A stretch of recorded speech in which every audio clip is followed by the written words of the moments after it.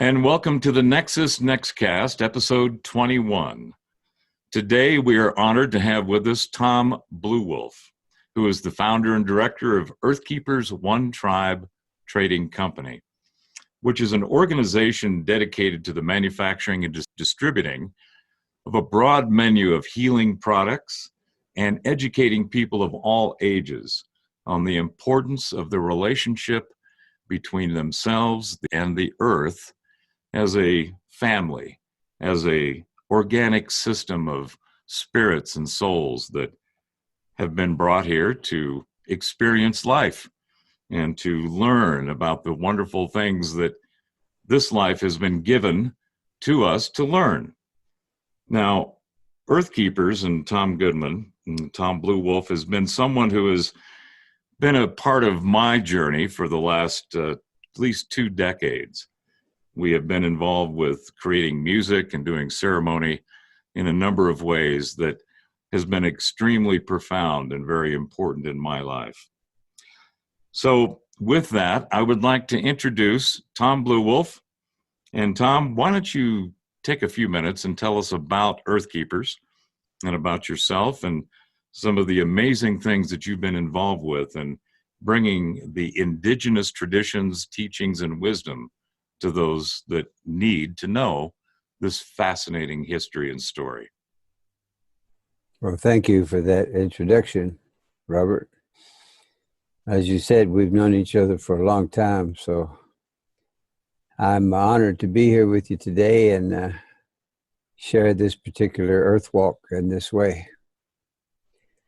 Earthkeepers is an ancient tradition, so we thought it would be most appropriate to call our organization Earthkeepers because it is a network of indigenous people from around the world who have selected the lifestyle of protecting the earth, shepherding, stewarding, caregiving to the planet. So we call our organization Earthkeepers One Tribe Trading Company to honor that tradition of quote unquote, the people. We are the people. And so most recently, I mean, there's a long history to this, but I'm going to try to fast forward into what's happening right now, because this is a critical time on the planet. It seems like everything that's been happening has led to this moment for the decisions that we need to make over life and death and sustainability. 3 years ago, we joined with the United Religious Initiative and formed a council here in the Southeast in the Blue Ridge Mountains called the Southeastern Council of Interfaith Indigenous Elders, as a way of creating a system of learning. We call it an art form, spiritual ecology art form, where we delve into the spirit of the earth and the universe in general. For instance, the story that right now we're going through a climate change is not the way our indigenous people see it. What we see is, and I'm speaking for the people, what we see is that Mother Earth is in the 4th stage of an autoimmune deficiency. She's very, very sick right now, and the chills and the fever and the convulsions and the dehydration and the eruptions that she's going through are symptoms of this illness that she's suffering from. And we add to that suffering by hooking her up to over 9,000 to 10,000 IVs that are taking the fluids out of her body. And then we surround her with microwaves, sending all kinds of, diminishing energy into her. And then you couple that with millions and billions of people and animals that are on some form of pharmaceutical that actually, when we consume it, joins the precipitation cycle. And so now, not only is she suffering, but she's on every pharmaceutical that every creature is taking. So the weather is reacting, the climate, they're reacting, the mycelium is reacting, the trees are reacting, all life forms are reacting to this suffering. Now, to simplify an incredibly complicated issue, we actually know that the earth can heal herself. She can heal herself. But it's our duty to stop making her sick. That's a gross oversimplification of the situation, but that's what it comes to. And so that's kind of what Earth Keepers, that's in a kind of a, if I could wrap it up, that's kind of where we're at. And so, and it follows suit with our mission statement. Our mission statement has been now for 50 years to reawaken the dream, the ancient dream of the rhythms and migrations that were a way of life for all our people when we actually did walk lightly upon the earth. And so to reawaken that dream has been the impetus for whatever it is we do. And since we believe that language is the fabric of the culture, we've made a diligent attempt to alter the conversation. We borrow some of our information from the Zulu tribe in Africa, who have a tradition they call Indaba, which means that every day to have a meaningful conversation about things that really matter, and then put feet on the prayers and actually activate and do something about it. And so sometimes it's not what we do, it's what we stop doing that actually makes the biggest difference. And it seems to change through the conversation. And our people, our elders will say the world is perfect. There's just a lot of people having a bad conversation. So one of the things we do, especially in ceremony, but it's taken out of ceremony now, even into the casual conversation, where the objective is to raise the level of our personal poetry so that everything we say to each other is a reflection of what we hold dear in our hearts about being human, especially being human together here in this earth walk, because we know we come from spirit and we're going to go back to spirit. We're only here on this earth for just a little while, and that could be a precious little while if we actually made a difference. Just as simple as saying, I'm going to leave the place better than I found it. and do that and work with that.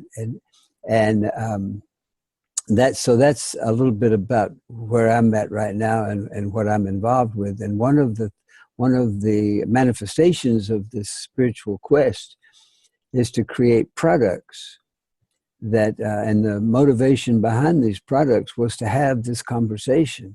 Because we use wild crafted or wild herbs to make our salve and to make our tea. We use or we feed our honeybees organic orchards and plants in order to pollinate those plants in order to create an organic pollen, so that the sustainability of the future is set up in a good way. Because, for instance, bee pollen is the future. You know, the future is in the seeds. And for instance, we could take a seed as simple as an apple seed, and know that apple seed is dreaming about being an apple tree. And we know that apple trees don't grow in a vacuum. They grow in connection with the earth and the weather and the creatures, and all of life is in that dream of that apple tree. And so when the pollen comes here from the light, and what a beautiful idea to have the light rest itself as a freeze-dried substance in the flowers And then the honeybees get to capture that, bring it back to their hives, all through the songs and dances that bees do. They sing to the flowers. That's why the flowers open up and receive them. They know the songs to sing to have the flowers do that. And I just think it's such a beautiful process. And so that's one of the reasons our people who know this sing to the plants, sing to the trees, sing to the water. It's all about the music in that world. And dancing is the same way. These bees have a prosperity dance. They have all kinds of dances they do. And when they come back to the hive to tell the other bees where they've been and what they've done and what they've seen. And so we learn from such as this. We learn from the wolves. We learn from the bears. We learn from the trees. And when we're actually celebrating our human beingness, all of this comes alive. And so we understand that the context within which we care for this planet is to realize that we're riding on the third rock from a dwarf star. And it's been told to us by the old people that we're spinning at about 1,000 miles an hour. And we're following this dwarf star through interstellar space at about 17,000 kilometers per hour. And no one has a clue where we're going.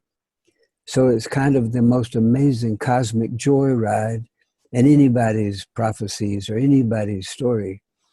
And so we relish that. And so we have been motivated to say, well, if this is such a beautiful ride for all of life, the only thing to do is to play, to sing, to dance, to love one another, to take care of the place. This is the only place we have. And so it all is like we're all passengers on the same ride. And that knowledge, that information, that perception gives us the notion and the reality that this whole universe is wide awake and fully aware of itself. We don't have to worry about anything. Everything has been handled. We're just walking through it. And not unlike when you stub your toe, that your whole body gets involved. If anything happens to this earth, the whole universe is going to be involved. And that's why our people say that the universe keeps sending us this light so that we can get the message, because the light carries the message, it carries the information, it carries the energy. And the original instructions that keep coming over and over to us through the light, into the flowers, through the honeybees. By the way, I believe honeybees to be the most important life form on this planet. I would concur with that. And so the information is just two instructions that seem so simple that people are eluded. And the first one is to love this place, to love the spirit, to love the great spirit, to love the universe, to fall in love with this dream. The second instruction is to love each other. And not just the two-leggeds. I mean, we're all in this together. And so, like this fellow was talking to his grandfather, and he says to his grandfather, I know you and I know what's going on, but what about all the others? And the old grandfather said, there are no others. It's just us. I'd like to go back to a point you made that I think is relevant to what you're talking about, and that is the conversation we're all having and the narrative within that conversation. One of the things that I'm seeing in my research, and I've recently adopted the moniker of being an observationalist.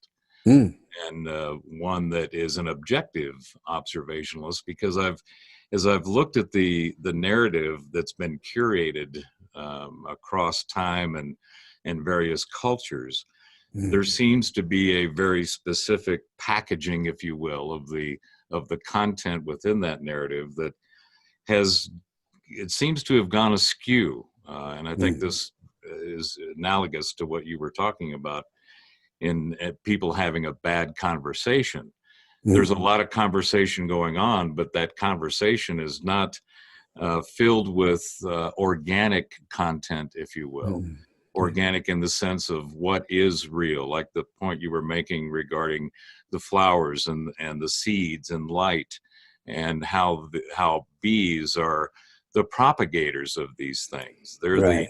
the life form that gives the distribution, if you will, of that organic nature of the way in which the universe and consciousness functions. To your point about that, and getting it back to a true reality of what it is. In indigenous teachings and traditions, there's been a very significant, at least in my observationalist perspective, there's been a very significant grounding of the combination of what we think and what we do with the earth and with the cosmos and with the consciousness, with spinning our dwarf planet, spinning through the galactic plane, not knowing where we're going, yet we're all sitting, we're all passengers, right? Yeah. We're all in a part of this ride. And some people, I guess, to use a kind of a simplistic analogy, it's like being on a roller coaster. Some people have their eyes wide open and are going, yeah, look at this. And other people have them shut and they're screaming and holding on tight.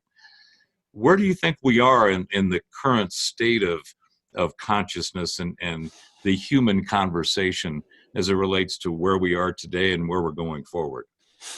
Well, it's been said to us that we are coming out of an era called the Great Forgetting, where people just forgot and they just started behaving in such a way as wanting to survive, as if death was never going to happen, and so now the shift has happened and we're starting into a period called the Great Remembering. So you'll notice more and more people are waking up to the reality of the dream, the sustainable dream, not the finite dream, but the sustainable dream. See, people treat the resources on this planet as if they are resources. Some people look at a tree and they see board feet of lumber. They don't see a living entity that exchanges oxygen with us, that shares our destiny. They see something they can exploit. That's a disease, and that disease is based on fear, it's based on greed, and it's based on some sort of a need to control our environment, to control our people, as if we can conquer nature, as if nature is something to be conquered. That's all part of the Great Forgetting. So now that we are remembering that we are sentient beings, all of us, this whole earth is alive. It's our mother. Every aspect of her is alive with some sort of spirit. And we need to honor that. And that's what's happening. Respect is coming back. Everybody wants dignity. Wolves especially. One of the problems, we just came back from Germany, where we had a governmental conversation about the destiny of the wolf packs over there that were released in Poland. And the wolves don't recognize borders, as if they were going to be able to keep these wolves in Poland. They started roaming. Now they're in Austria. Now they're in East Germany. Now in the Czech Republic, having a good old time. And so they said, well, the sheep farmers want to shoot them all. And so the fear that they're going to eat their sheep. They haven't done it, but just the idea that they might makes them want to kill them. And so I grossly oversimplified that situation by saying to the people there, I said, well, and so many people showed up for this conversation. I said, if a sentient being comes to your home and they're hungry and their family's hungry and their babies are hungry, do you shoot them or do you feed them? I suggest you feed them. It's just an idea, but it's a sustainable idea, because actually these wolves are critical to the future of the environment. They can change the form of nature. They can alter the course of rivers in riparian districts. They're amazing magicians in the nature. And so we got a moratorium, and so now they're going to wait 2 years and see what happens. A lot of people don't realize wolves spend about 80% of their time playing. They really don't want to go out and eat sheep. That's just a fairy tale. That'd be the last thing on their menu. They'd rather eat a wild rabbit or a field mouse than a sheep. Mm-hmm. They don't want to eat anything that's been raised on agricultural Monsanto food, and all that kind of broad spectrum antibiotics. They know that. They can smell it. They can feel it. They want to eat something just like we do, something natural, something homegrown. And so, I mean, that's another whole subject. But I think all of life is like that. I mean, if you're willing to give nature respect and dignity, she will return it to you. And this is all part of the great remembering and all part of the great healing. See, I have this notion that was told to me a long time ago, that once upon a time we were all spirit, right? Before we came here, we were spirit. And we were happy. I mean, we were joyous. We were gleeful. We were free. We didn't hear music. We were music. We were just soaring through space, just all of these beautiful things. We were rainbows. We were all the beautiful things. We were the wings of butterflies. And then somebody in our group said, we need to go down to that pale blue dot and help them out. They're having a problem. And so it took a little convincing because we were pretty satisfied being spirit. But they said, it's just going to be a moment in history. I mean, just a parenthesis in the scope of time. It'll just be for a moment. You can help the trees, and you can help and protect the water, and you can work with the babies, and you can work with the plants in the mycelium. So we all had, potions. We all had appointments to do. But then when we came through the atmosphere, nobody told us about that. So we got like this angelic jet lag amnesia. We woke up inside of a woman's belly thinking, oh, wait a minute. Nobody told me about this part. But it was like a ground school for the flight.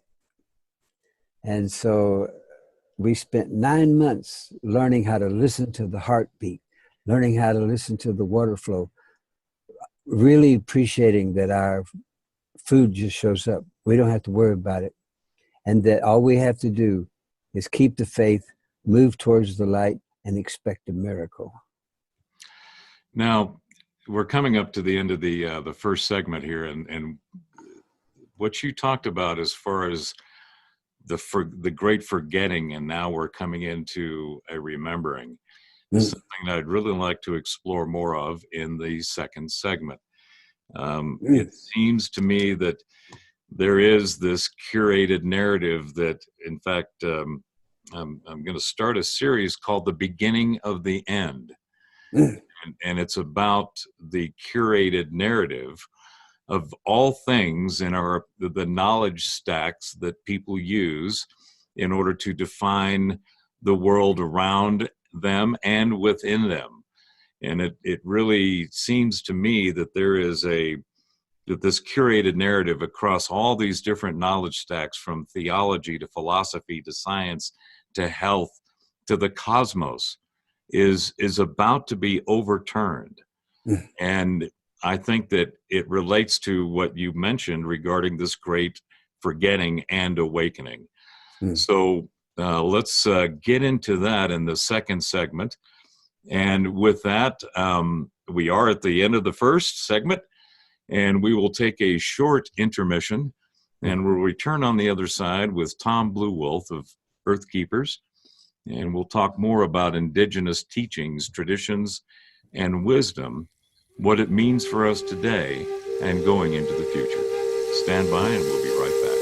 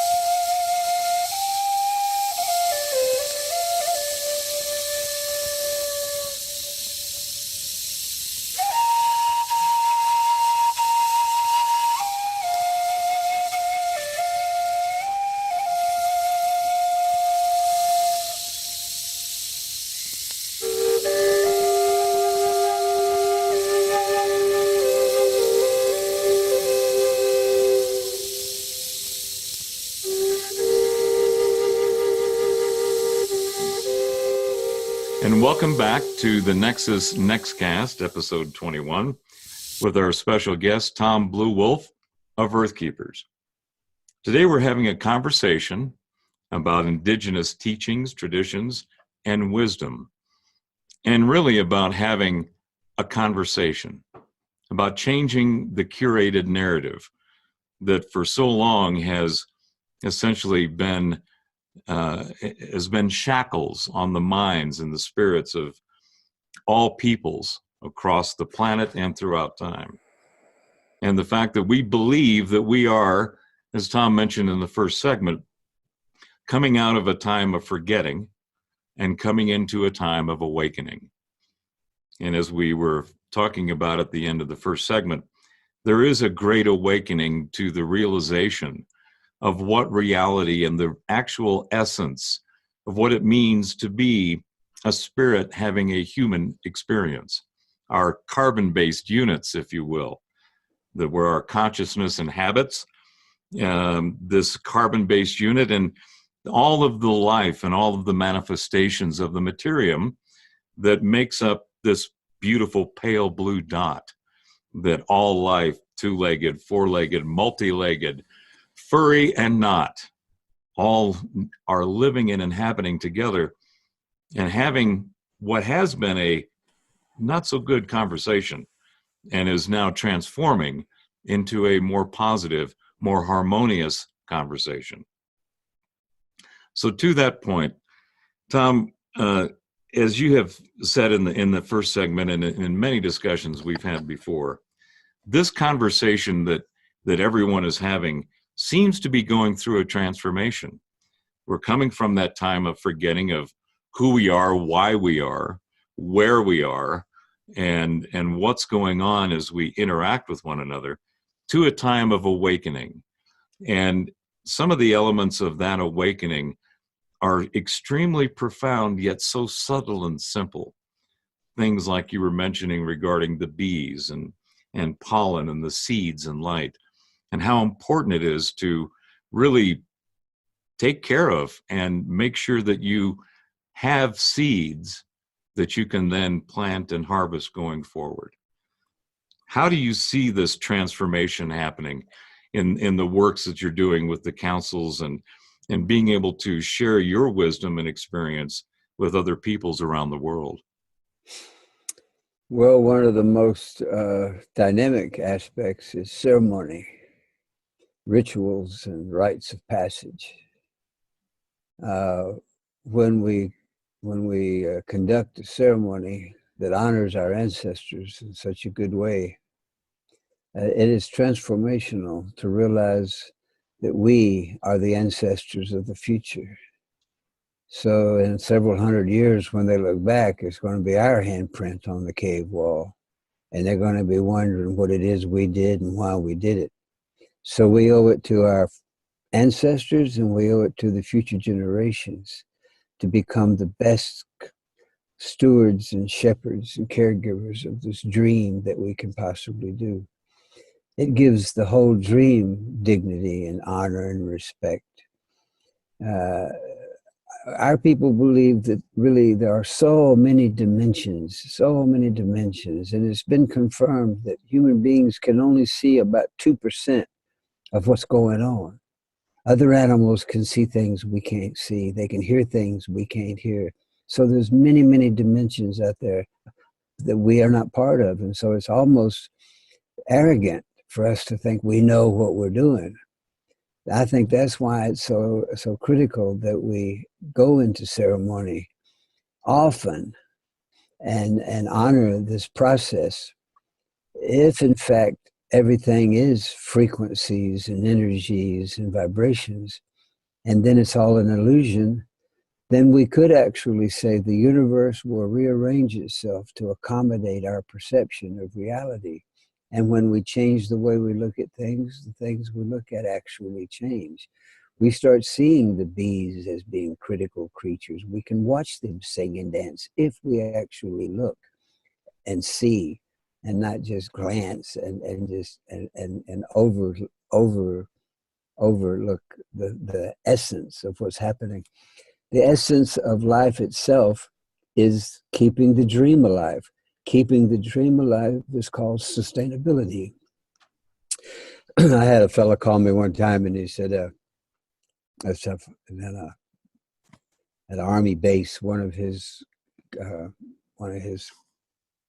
teachers on survival techniques had gotten sick and was going to be out for a few weeks. Asked me if I could take over until he came back to work. And I thought this would be a good opportunity to shed some light.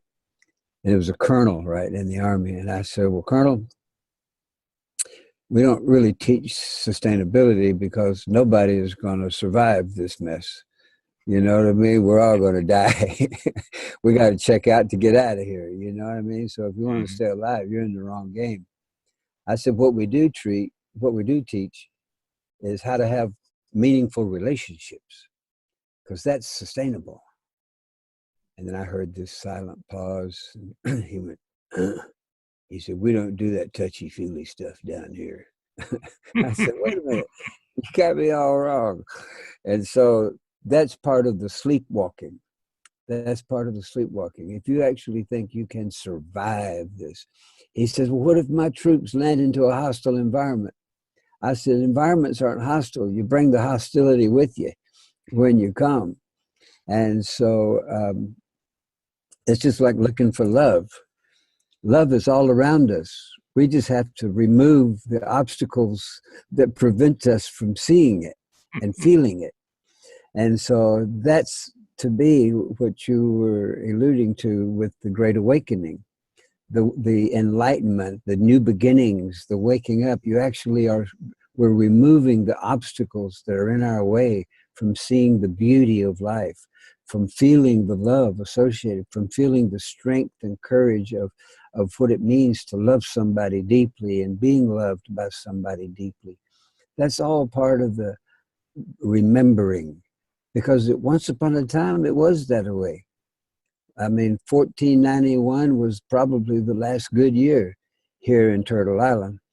After 1492, it was downhill from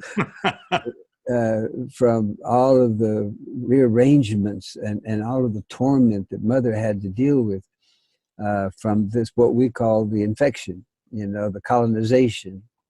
And so today, the only thing we know how to do in order to preserve this for the future generations is, number one, protect the water, take care of the water. That's the essence of life. 80% of the world is water, 80% of people is water, 80% of the trees are water. Water is 80% of the program, of the process of life. And so then the air, we have to keep this atmosphere clean, and then the seeds, and then so forth and so on. And it's all so important that for us to say anything else is important. If we don't have a good, strong economy is a moot point. You know, it's like, it would almost be, this is a very difficult thing for people to appreciate, but it's almost to the point that we really need to just stop. Just stop doing these things. Start walking. Start growing your own food. Get a beehive. Get some chickens. Get a milk goat or milk cow. You know, start bringing everything right to your doorstep, right to the home. Stop doing all these things. Just stop it. And you say, well, you can't do that. We got millions of people involved in corporations. And say, yeah, but that's the death march. That's what's killing us. You know what I mean? You can say, well, you know, it's like the whole thing is like taking poison and hope somebody else dies. It's really weird. It's like, and you know, to that point, one of the things that I've heard recently, there's an author, I think his name is Christopher Ryan. And I'm not sure of the title of the book. I believe it's the evolution of ecology, and is something along those lines. And I'll put a link in the description for the YouTube version of this. But his whole point was that he took a look at the hunter-gatherer history and what we have been told again in the curated narrative of how hunter-gatherers' lives were. And the current understanding has been that it was a life of strife. Humans striding across the savannah, looking for food and chasing game, and how difficult that lifestyle was. And in his research, what he found was that it was actually quite the opposite. Yeah. And he makes the argument that hunter-gatherers actually worked only about what we would call work, about 20 hours a week, because they went and they found the food that they needed and they brought it home, and then they processed the food so that they could consume it and have energy. But the rest of the time was consumed with play. Right. They were actually having more fun than we are now. And his argument is that once we got into these communities of around 150 to 200 people, and then started agriculture, started doing this hoarding of resources, as you were mentioning in the first segment, that's when we started to have the conversation went sideways, and we started to end up where we are today. Because, you know, people say that, well, you wouldn't want to live as a hunter-gatherer out on the savannah. You wouldn't have all of the toys and the great things and the technology that you have today. And somebody made the comment, well, if I was a hunter-gatherer, what would I do if I had a bad tooth? I had, you know, something that needed a dentist. Well, if you look at the science and the research behind it, they didn't have a lot of dental problems when they were hunter-gatherers. They didn't have the digestive problems. They didn't have the depression and the psychological problems, because antithetical to what we've been told, hunter-gatherers spent a lot less time working and a lot more time playing. To your point about we need to change the way that we are interacting with nature. And one of the difficulties is talking about an ancient lifestyle in a modern language, because a lot of these things couldn't be talked about. You know, for instance, we didn't have a word for work or play. Right. You were just following the Great Spirit's direction all day, just doing whatever you needed to do to get through the day in a sustainable, loving way. For instance, we didn't have a word for try. We didn't have a word for maybe. We didn't have a word for should. You couldn't tell somebody what they should be doing. And the one word my grandfather said was the ruinization of our people was when we learned the English word doubt. Because before we learned that word, we were a nation of doubt-free people. We had no doubt. And so, I mean, all of these words get into your head, and all of a sudden you start thinking in these dualities: work and play, up and down, back and forth. You can't say any of that stuff. There really are no words. You couldn't even call somebody a liar. You couldn't call somebody a cheat. You couldn't use all these, what do you call them, derogatory terms about people. You couldn't talk about the dark side. You could only talk about the light and the beauty and the love and the wonderfulness of the life of paradise. And so it's built into the language. So you couldn't say, this is not right. You know what we should do, but maybe if we try hard enough, you couldn't talk like that. It's a psychological maze. And it's a language of limitations, and it's like, you know, Yoda famously quipped, "There is no try, there is only do." Exactly, that's what I'm saying. Or don't do. I mean, but it's clear.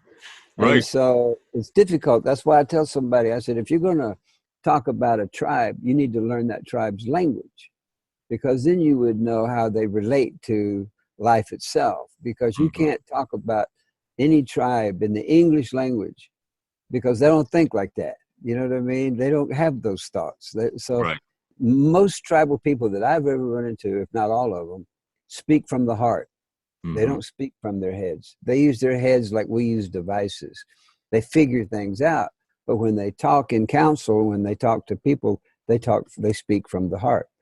And so that's a step in the direction that we were addressing about the great remembering. We're starting to remember these heartfelt things. We're starting to remember you know, that everything is awake and aware of itself, that life itself is awake and aware of itself, and that we are part of this incredible symphony. I think that's why a brilliant person in the first place came up with the name universe, because it actually means one song. And so if we're all part of that one song, then it's all about the music. It's all about the dance and the dance of life. And you know, you don't dance to arrive at a destination. You dance to enjoy every step of the way. And so this is the dance that we're doing. And this is another of the motivations that we have about reawakening the ancient dream of the rhythms and migrations that were a way of life for our people when we actually walked lightly on the earth. And that's what prompted us to change the conversation back to the remembering one through the use of our products, our herbal salve, the bee pollen from these amazing honeybees, the Muskogee tea to help our blood stay clean, because, you know, 200 years ago, we didn't have the same chemicals in the atmosphere that we have today. And our livers and our system of cleansing was not set up for the kind of cleansing it has to do today for the heavy metals and such. And so now we even have I just located a coffee plantation in the northern part of Colombia, up in the mountains. So it's high mountain, it's shade grown, it's hand picked, it's single source, and it's organic coffee.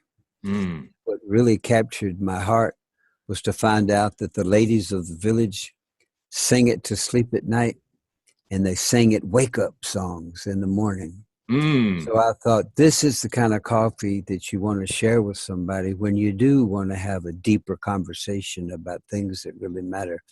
Ceremonial coffee. So you treat your important conversations as though you're going into ceremony. You call your grandfathers and grandmothers in to conjure up your ancestors. Think about your babies and your grandbabies and your great-grandbabies. Think about all life on earth. Think about the water and the flowers. And then with all of that beautiful paradise floating around in your heart, start talking. You know, and the words will have such a deep, profound effect on the listener that it's like listening to the great listener. you become the words, and so then the words have the power to transform, which is what I personally believe words were meant to do in the beginning of time. Words were created to help with the transformation, to help with the growth, to really help conduct this great healing that's taking place. I think that one of the experiences that I've had and realizations is that conversation is like music. It is a vibration. It is each word, and you can get into various scientific studies about how different symbols and different sounds. The Hindus have a great tradition that most people are aware of on the Om, and being able to have a sustainable vibration that creates a baseline from which all of the words and the expressions and the thoughts and the vibrations of not only the mind, but of the heart. Because where there is connection with the heart and the mind, there is a song, there is a vibration, there's a frequency that occurs, so that one can then express and share those thoughts and those feelings and those ideas effectively with others, and you create a community of sound and of vibration. And I think that's what you're talking about with this awakening and using ceremony to establish that baseline, I guess, if you will, of a harmony, of a vibration that then can be that foundation with which heartfelt, true expression of the way in which we actually exist and vibrate can manifest and come out and be a part of that conversation. It changes the story. It does, doesn't it? Yeah, that's the idea, is to put the story back on track. Because in some places right now, it's like a runaway train with no engineer. And so we want to put it back on track. And so where's it going? It's going into the future. It's following the sun. It's honoring the moon. It's appreciating all the stars. It's honoring the water and protecting the water. It's protecting life. It's keeping the dream alive. This is for me, the intention of human beings. Mm-hmm. It's the purpose of the human being is to do that. That's the name, a human being, you know. A human being human. Exactly. Right? That's right. To me, the idea of this curated narrative is basically what's happened is, again, may not be the best analogy, but using the roller coaster analogy.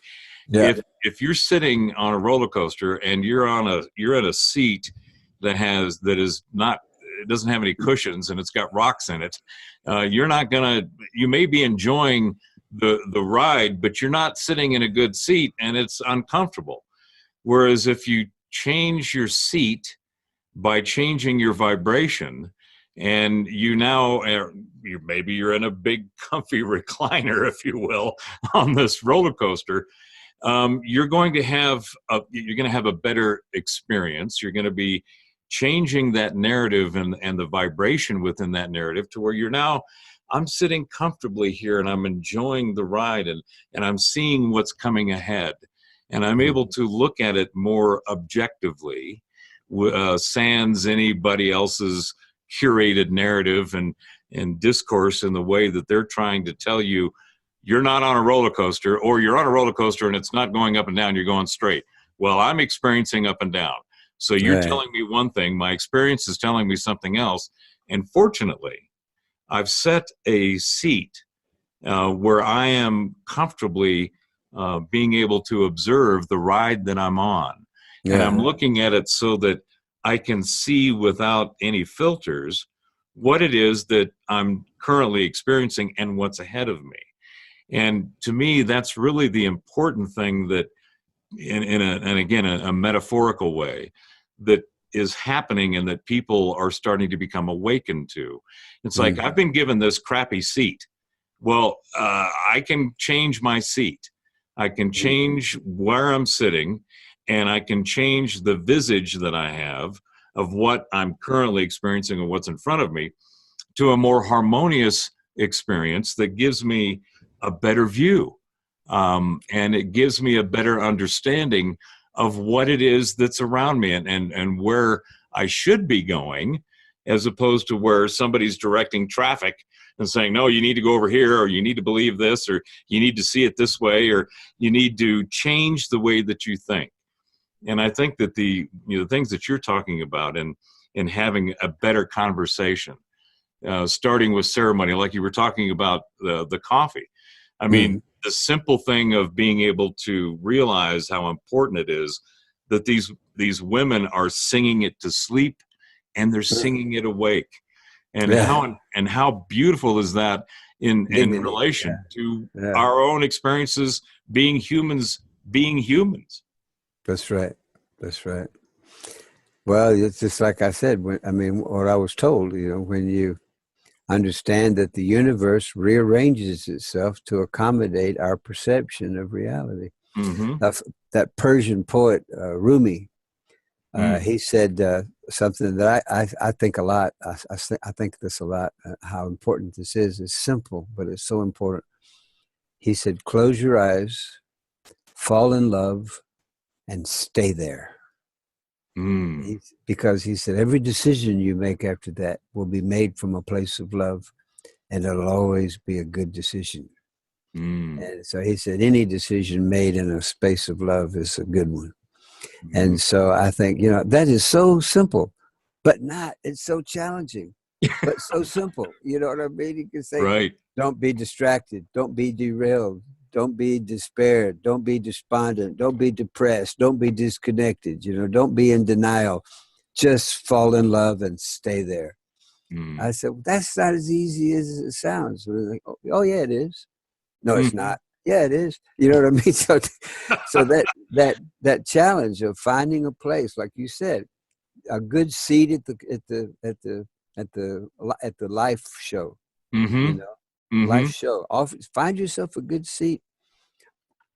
When we used to have these creation stories a long time ago, we'd meet in like gatherings, and the Lakota people would stand up and talk about their creation story of the Black Hills and the purple horses and all these beautiful stories. And the Cherokee people, the Salagi, would stand up and say, oh, they talk about their creation story, how they came to the earth and how it all happened. And the Muskogee people would say, oh, we came from the Pleiades and we came that. And everybody had beautiful stories. Everybody go, oh, good story, good story. And then the Jesuit priest stood up and told the story of Adam and Eve, in the Garden of Eden. And everybody said, oh, good story, good story. And he said, no, wait a minute. You got to forget all your stories. This is going to be your story from now on. And everybody looked at each other and they said, well, this is not an indigenous story. He said, why so? He said, because had it been indigenous, they would have ate the snake. Now that's good. Yeah, we don't want that story. And so that was the beginning of of altering the scenario, Mm-hmm. conversation. Well, Tom, we are at the end of the second segment here, and this has been a very enjoyable conversation. And Likewise. I can only thank you, and I'm very grateful for you to come on and join us here to share a good conversation, because as we've said, there needs to be more good conversation, and I think that we are in that time and place where this awakening is going to give us more opportunities for it. And for those of you that are listening on the Odyssey Network, as well as on the various podcast platforms, Tom will be coming back for a deeper dive, uninterrupted streaming consciousness that we will have on the Nexus NexCast website. But to end this show, Tom, would you please share with everyone where they can find more about One Tribe Trading Company, Earth Keepers, yourself, the work that you're doing, and as well as the music of Spirit Keepers, Sacred Ground. Right. Well, the coffee is available on Amazon.com. It's called Anikusa Coffee. And how do you spell that? Anicoosa. Mm-hmm. Anikusa Coffee. It's a coffee for the peaceful people. I'm going to be ordering some as soon as we're done with this show. Yeah, it's also available on earthkeepers.net, our website, onetribetradingcompany.com. Mm-hmm.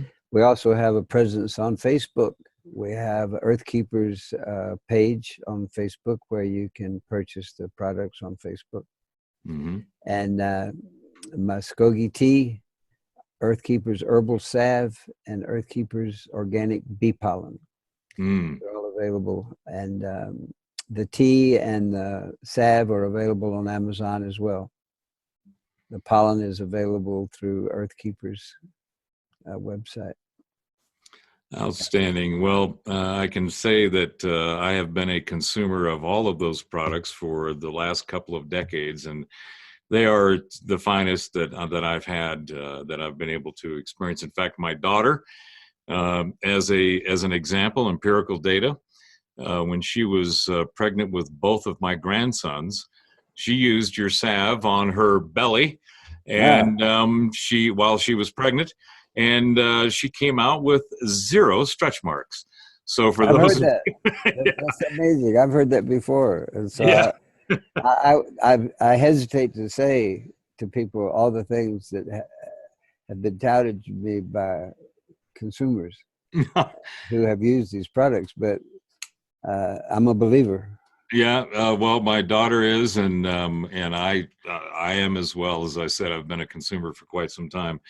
So again, Tom Blue Wolf, thank you so much for Thank you. coming It's been a today, pleasure. and really enjoyed the conversation. There's so much more that we need to dive into in this transition from the forgetting to the awakening. That's right. And furthering a good, just heartfelt conversation that needs to happen and is happening. And being a part of that transition from the forgetting to the awakening is something I know I'm honored to be a part of, and at least a participant in a very nice, comfortable seat, enjoying this view of this transformation, because it is a transformative disruption from what was to what will be and what needs to be. And I am grateful to know you, to be a friend, and Likewise. someone that is a part of that, and to see and experience it firsthand. So thank you for the work that you're doing. I'm looking forward to the deep dive that we'll do coming up soon. And for those of you that have enjoyed this show, please check out the video version, which will be at the Professor Bauer YouTube channel. And you can also find this conversation and many others at bauer.media/the Nexus. And all the links and information to both this show as well as Tom Bluewolf's work with Earthkeepers will be in the description below. So once again, thank you for joining us today on episode 21, Indigenous Teachings, Traditions, and Wisdom with Tom Bluewolf. And remember, until next time, we are all one in many and many in one. Thanks for joining us today. Take care.